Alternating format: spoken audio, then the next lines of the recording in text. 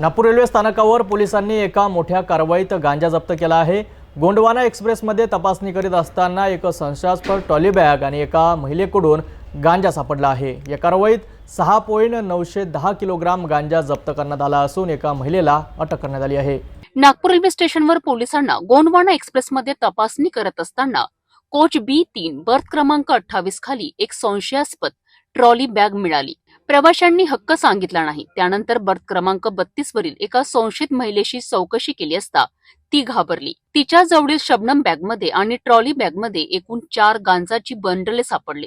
यात 6.910 किलोग्राम गांजा होता।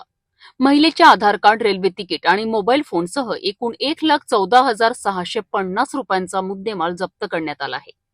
या प्रकरणी आरोपी महिला सुकना मेहरा वय 40 वर्ष राहणार मध्य प्रदेश हिला अटक करण्यात आली आहे। नागपूर रेल्वे पोलीस स्टेशन येथे NDPS कायद्याअंतर्गत गुन्हा दाखल करण्यात आला असून पुढील तपास सुरू आहे।